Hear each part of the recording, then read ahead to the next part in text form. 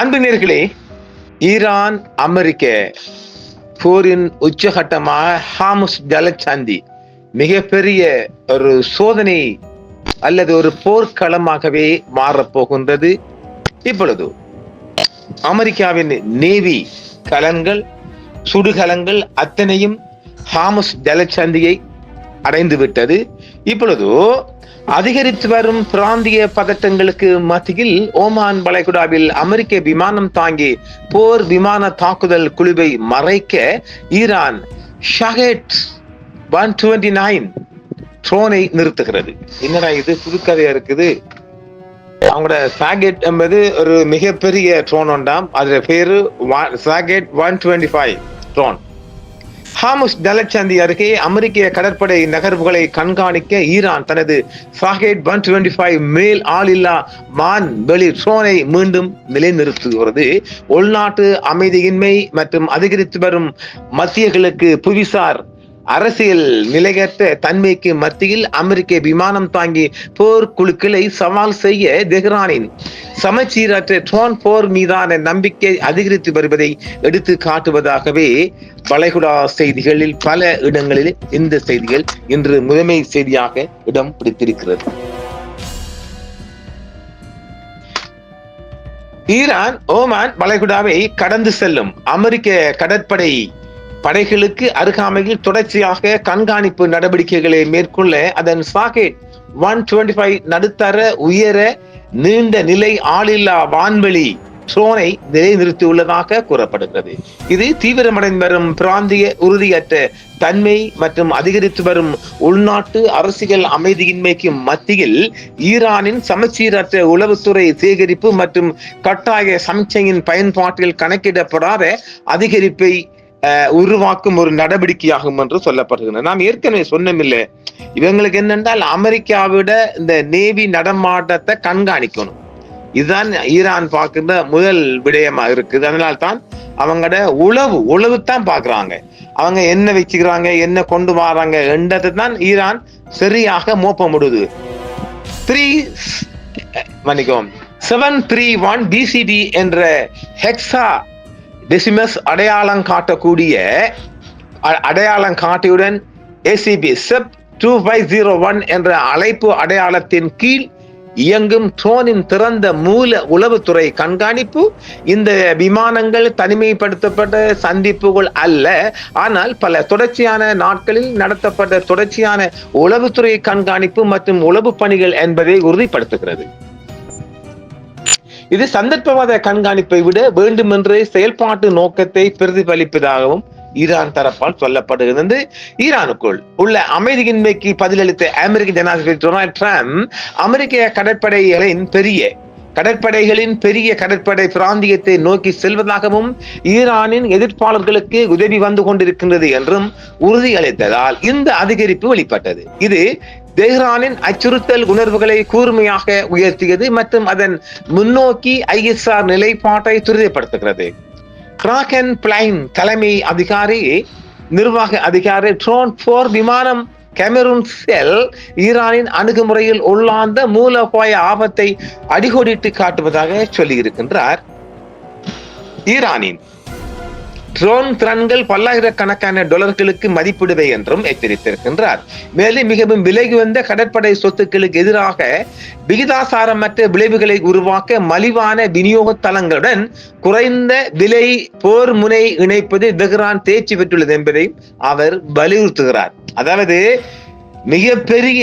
மிகப்பெரிய பெருமதியான அவங்களோட நேவி படைய மிக செலவு குறைந்த மலிவான சுடுகலங்கள் ட்ரோன்ஸ்கள் மூலமாக போர் முனைகளை இணைப்பதில் தெஹ்ரான் தேர்ச்சி பெற்றிருக்கான். இது எப்படி இருக்குது?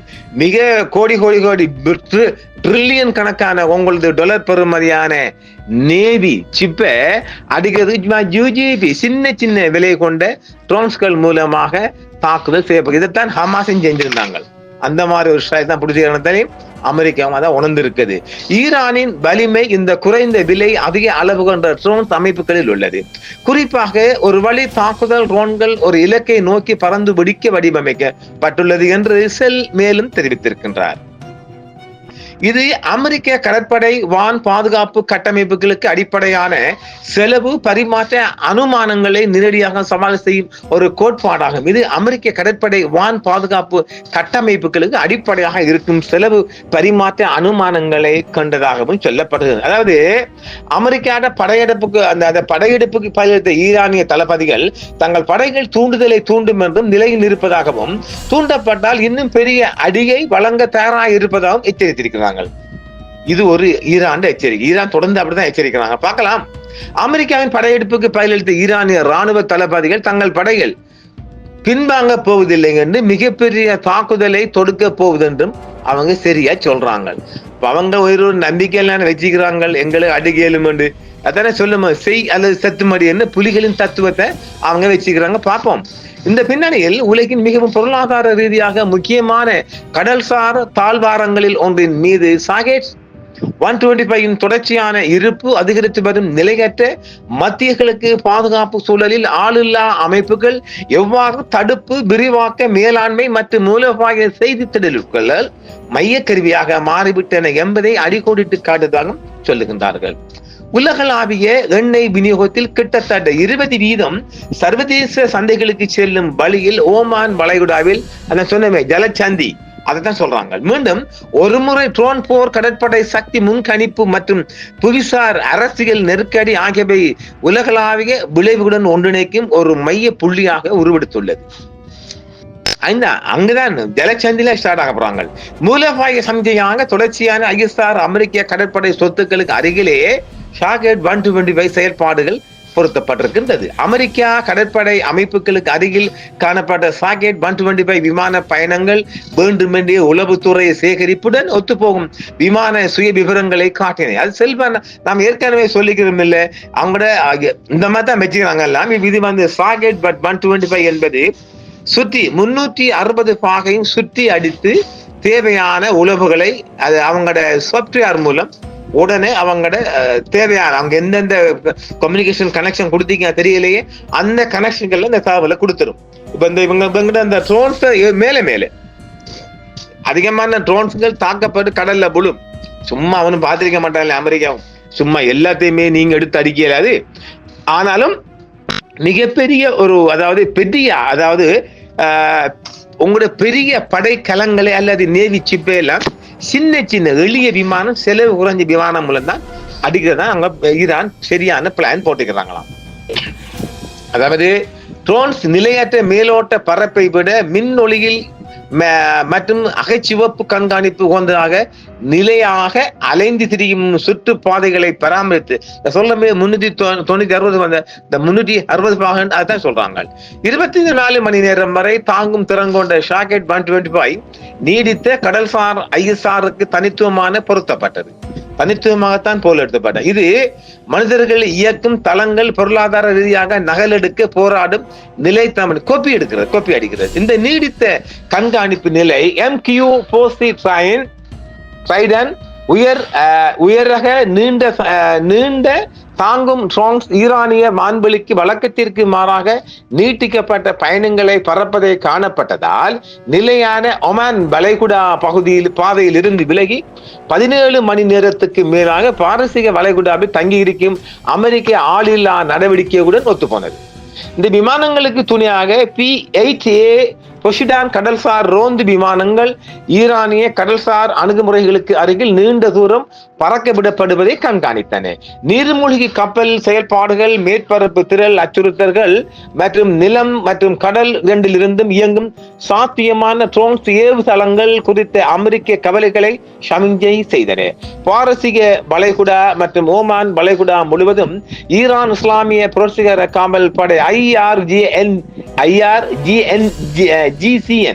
கப்பல்களை ஒரே நேரத்தில் நிலைநிறுத்துவது, அதன் கடல்சார் சென்சார் வலையமைப்பை மேலும் விரிவுபடுத்துவதாகவும், இலக்கு கண்காணிப்பு துல்லியத்தை மேம்படுத்த வான்வழி ட்ரோன்ஸ்கள் மற்றும் மேற்பரப்பு அலகுகளுக்கு இடையில் குறுக்கு செய்யவும் அது உகந்ததாக செய்யப்படுகின்றது.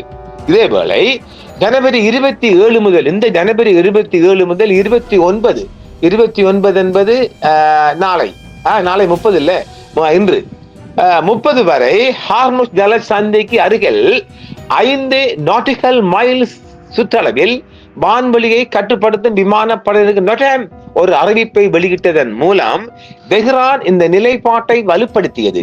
நிலம், கடல், நீருக்கடியில் மற்றும் வான்வெளி களங்கள் மீது முழுமையான கட்டுப்பாட்டை நிரூபிக்கும் நோக்கில் நேரடி துப்பாக்கி சூடு பயிற்சிகளையும் சமிக்ஞை செய்திருக்கின்றது.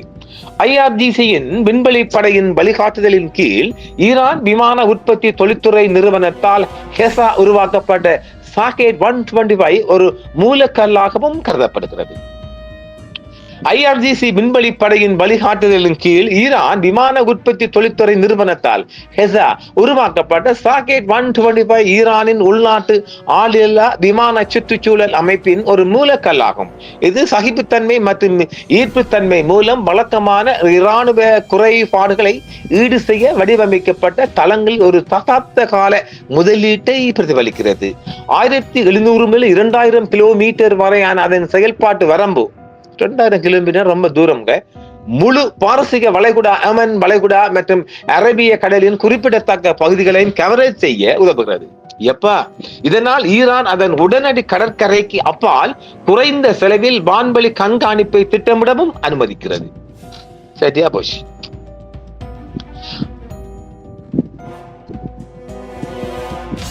ஆயுதமேந்திய கட்டமைப்பில் சாகேட் 125 8 ஷாடிட் 345 துல்லிய வழிகாட்டப்பட்ட வெடிமருந்துகளை சுமந்து செல்ல முடியும். இது ஒரு தூய ISR தளத்திலிருந்து மேற்பரப்பு கப்பல்கள் வரை நிறுவல்கள் அல்லது மதிப்புள்ள இலக்குகளை வரையறுக்கப்பட்ட பகுதிகளில் லேசான முறையில் சொத்தாக மாற்றக்கூடிய தாக்கக்கூடியதாம். செயல்பாட்டு ரீதியாக இந்த தளம் 2014 முதல் சிறிய மோதலில் விரிவாக பயன்படுத்தப்படுகிறது. அங்கு போர் விமானங்களின் கீழ் அதன் நம்பகத்தன்மை உறுதிப்படுத்துகிறதாம். பல்லாயிரக்கணக்கான அமெரிக்க டாலர் எல்லாம் இது செய்யப்பட்டாலும் கிட்டத்தட்ட ஒரு 50,000 உயிர் வாழும் தன்மை விட செய்யப்பட்டு சொல்றாங்க. 88ஆம் ஆண்டில் ஆபரேஷன் பிரெயின் மேண்டிஸ் பாரம்பரியம். இதன் போது அமெரிக்க படைகள் சுரங்க போருக்கு பதிலளிக்கும் விதமாக ஈரானிய கடற்படை சொத்துக்களை அளித்தது. உயர்ந்த அமெரிக்க கடற்படை சக்தியுடன் நேரடி மேற்பரப்பு ஈடுபாடுகளுக்கு தெஹ்ரானின் வெறுப்பை தொடர்ந்து தெரிவிக்கிறது. 2019ஆம் ஆண்டில் ஈரான் ஒரு அமெரிக்க RQ-4 குளோபல் ஹாக் உயர் ரக உளவு ட்ரோனை சுட்டு வீழ்த்திய போது ஒரு முக்கியமான தருணம் நிகழ்ந்தது. இது அதன் வேகத்தை அதிகரிக்க விருப்பம் மற்றும் அதன் வான்வெளிக்கு அருகில் இயங்கும் விலையுயர்ந்த ஆளில்லா சொத்துக்களின் பாதிப்பு இரண்டையும் தெரிவிக்கிறது. 2018ஆம் ஆண்டில் சாகேட் 125 ஒரு அமெரிக்க FA-18E சூப்பர் ஹார்னட்டை அணுகிய மோதல் உட்பட முந்தைய சம்பவங்கள் முன்னணி அமெரிக்க இராணுவ தளங்களுக்கு எதிராக ஆக்ரோஷமாக ரோன்களை நிலைநிறுத்துவது ஈரானின் வளர்ந்து வரும் நம்பிக்கையை எடுத்து காட்டுகிறது என்றும் இவங்களோட சாகேட் 125 மிகப்பெரிய சேதத்தை உருவாக்கலாம் என்றும் ஒமான் ஜலச்சந்திக்குத்தான் யுத்தம் ஆரம்பிப்பதற்கான மிக அதிகமான வாய்ப்பு இருக்கு. இன்று வெள்ளிக்கிழமை இது அநேகமாக இடம்பெறவும் வாய்ப்பு இருக்கு. மக்களே, நாங்கள் உறுதியாக சொல்லாவிட்டாலும் ஓரளவு இந்த யுத்தம் வெள்ளிக்கிழமை நமக்கு 12 மணி என்றாக்கா அங்க அதுக்கு முதல் இலங்கை நேரப்படி இன்று வெள்ளிக்கிழமை அநேகமாக இடம்பெற ஜும்மாக்கு முன்பாக இடம்பெறுமானால் வாய்ப்பு இருக்குது. இல்லை என்றால் அது அமெரிக்கா ஒரு மிரட்டலாகவும் வாய்ப்பு இருக்கு. ஏனெனில் அமெரிக்கா மிரட்டு என்று சொன்னாலும் அதற்கான வாய்ப்பும் குறைவுதான். யுத்தம் ஒன்று வருவதற்கான மிக வாய்ப்பு இருக்கு. பார்ப்பவர்களே, மீண்டும் மற்றும் ஒரு காணொளி சந்திப்போம். நன்றி. என்றும் உங்களுடன் சன்ரைஸ் இந்தியா டிவி சப்ஸ்கிரைப் பண்ணுங்கள், பெல் பட்டனையும் கிளிக் செய்யுங்கள். உங்கள் ஆதரவை எங்கள் சேவை. ஆதரவு தாருங்கள், அரவணைப்போம். மறக்காம சர்ப்ரைஸ் பண்ணுங்க. தேங்க்யூ.